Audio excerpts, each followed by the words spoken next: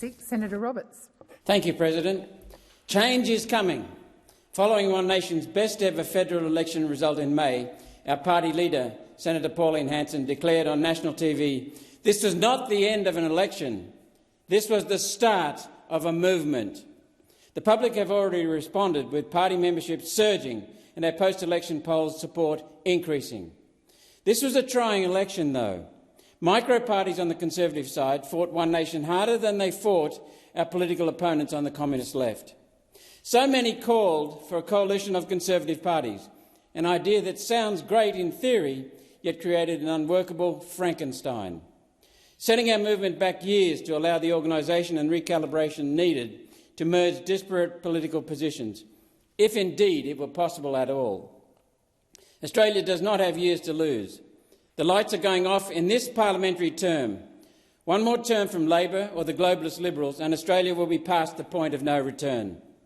One Nation has been here for 28 years. Our party's character has been forged in success and in failure, in legal warfare, media bastardry, lies, party infiltration, even prison charges that were trumped up and ultimately struck down. And every development has made us stronger, more determined, more organised and more ready than ever to take the government benches from those who do not govern in the best interests of Australia. Only One Nation has the strength of conviction, the unity of purpose and the courage necessary to restore abundance and opportunity to all Australians. Only One Nation represents the entire Australian people. Let me give you an example that 12 Tasmanian senators ignored, none of whom are One Nation senators, which is why I'm having to raise this. There's a new crisis in regional banking services because Bendigo Bank is now closing 10 branches and 28 agencies, 5 of the branches that are the last banks in their towns.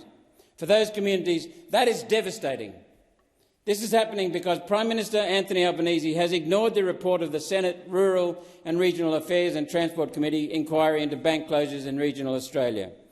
The government is supposed to respond within 90 days. It's been 14 months and the government has simply ignored it.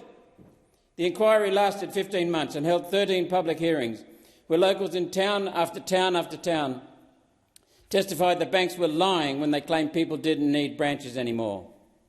The report observed, quote, "When banks close their branches in regional areas, the impact on individuals and communities can be devastating and far-reaching, especially when it's the last bank in town."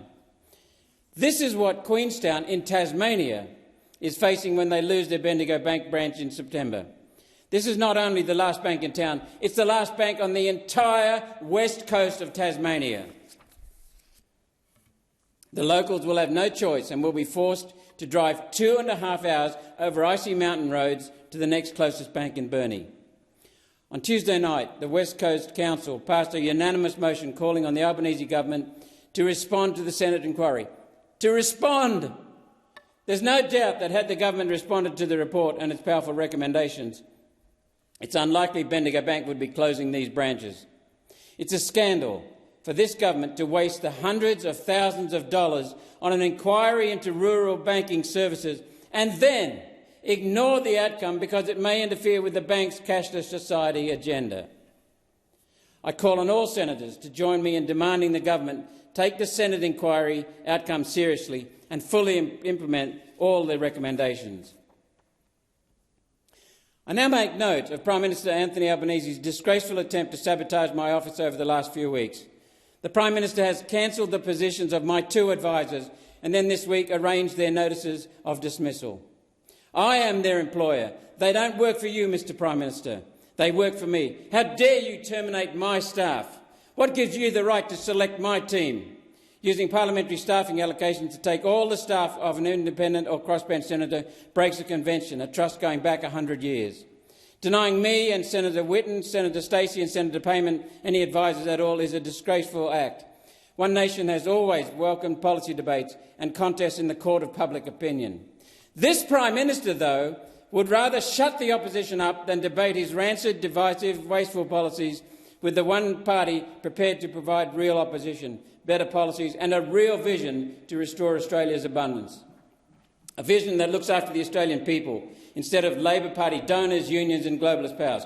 What a bloody disgrace. This is not over. Thank you, Senator Roberts.